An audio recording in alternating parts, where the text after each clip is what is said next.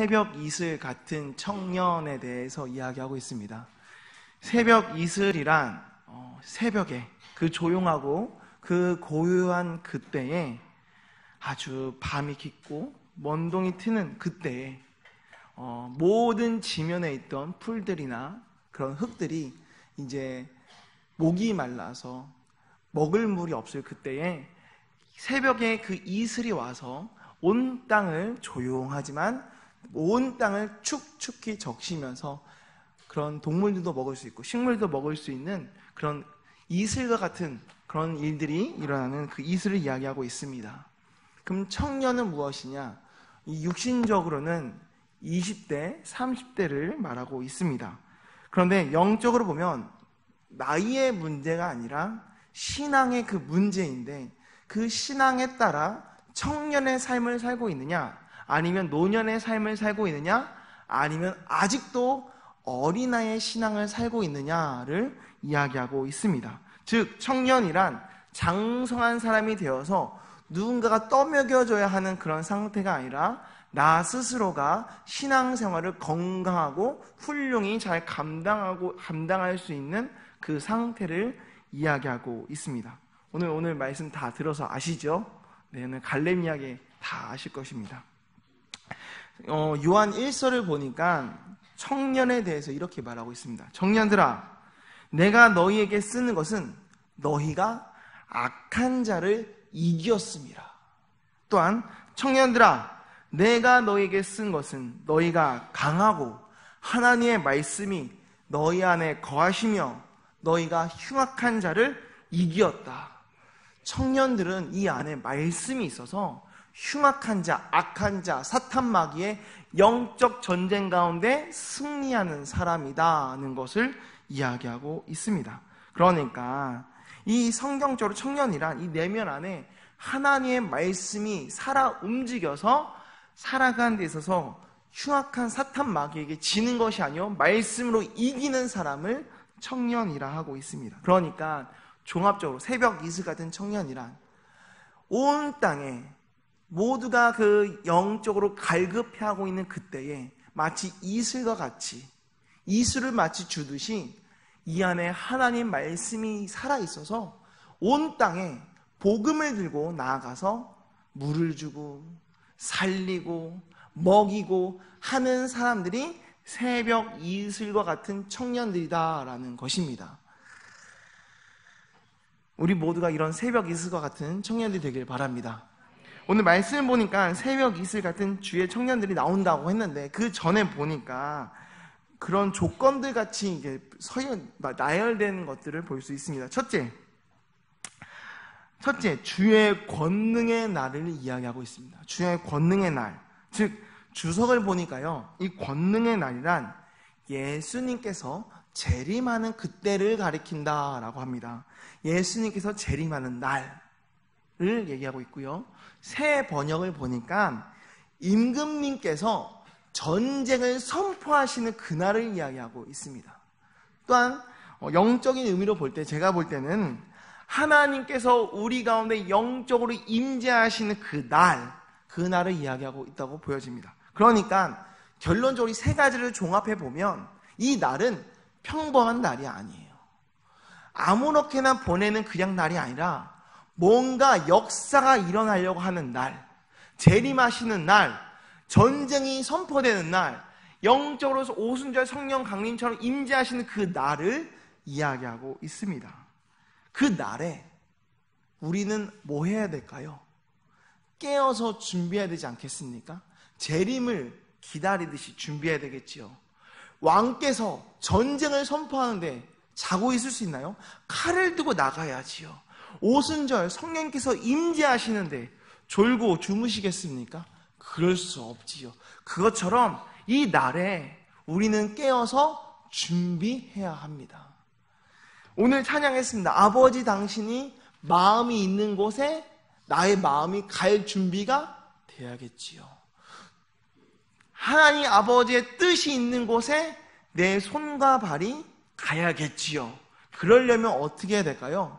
우리 눈이요, 하나님 아버지를 바라봐야 될 것입니다. 그 날이 언제인지를 깨어 알아야 할 것인 줄 믿습니다. 예수님께서 말씀하셨어요. 아버지께서 일하시니 나도 일한다. 그러니까 예수님은 항상 아버지가 어디 계시는가, 어떤 일을 하시는가, 저쪽에서 일하시는구나, 가서 일을 했더니 역사가 일어났습니다. 아버지께서 일하시니 가서 일했더니 역사가 일어났어요. 예수님의 시선은 항상 하나님 아버지께서 어디에 계시는가, 어떻게 역사하시는가를 주목했다는 것입니다. 즉 권능의 날은 있는데 우리가 관심이 없어요. 권능의 날 역사를 하시는데 우리가 손이나 발이 나가지 않아요. 그러면 역사가 일어나지 않는다라는 것입니다.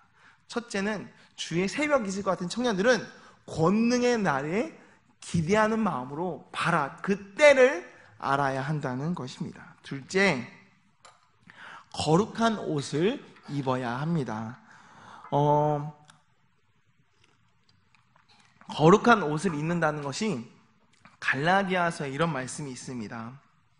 너희가 다 믿음으로 말미암아 그리스도 예수 안에서 하나님의 아들이 되었으니 누구든지 그리스도와 합하기 위하여 세례를 받은 자는 그리스도로 옷 입었느니라. 세례를 받았으면 그리스도로 옷 입었다는 뜻입니다. 그런데 우리가 단순히 머리에 물 묻혔다고 그리스도로 옷 입은 게 아니겠지요. 세례의 의미는 옛사람은 죽고 이제 새 사람이 되었다라는 뜻입니다. 그러니까 옛사람이 죽고 이제 나는 그리스도와 함께 십자가에 못 박혔나니 그 주님과 함께 죽고 이제 내가 사는 것이 아니요 내 안에 그리스도께서 사신다. 새 사람이 되는 것입니다. 그리스도로 옷 입었다는 것은 옛 자아는 죽고 예수 중심, 나 중심이 아니요 예수 중심, 나를 위한 삶이 아니요 예수님을 위한 삶, 그런 거룩한 부담감을 가지고 새 사람으로 살아가는 그리스도로 옷 입은 사람, 거룩한 옷을 입은 사람을 이야기하고 있습니다. 셋째, 그러면 권능의 날에 거룩한 옷을 입은 사람 무엇을 하느냐? 보니까 헌신한대요. 헌신한다는 것은 믿음의 삶을 산다는 것입니다. 믿음을 안다가 아니에요. 믿음의 삶을 산다. 즉 뭔가 한다라는 거예요. 우리가 예수님 믿으면 천국 갑니다. 예수님 믿으십니까? 예수님 믿으시나요? 그럼 믿음의 삶을 사셔야지요. 그렇지요? 예수 믿으면 천국 간다. 다 알아요. 그런데 삶이 그것을 증명하느냐는 거예요. 예수를 믿으면 믿음의 삶을 사셔야 합니다. 그게 정말 믿음이에요. 믿으면요, 인격이 달라져요. 예수를 믿으면 걱정과 염려와 두려움이 사라집니다.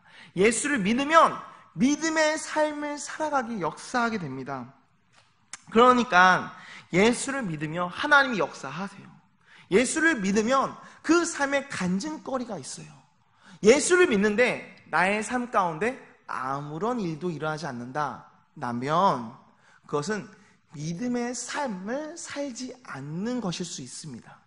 헌신하지 않고 있을 수도 있다는 얘기예요. 예수를 믿으시면 믿음의 삶을 사셔야 합니다. 그게 헌신입니다.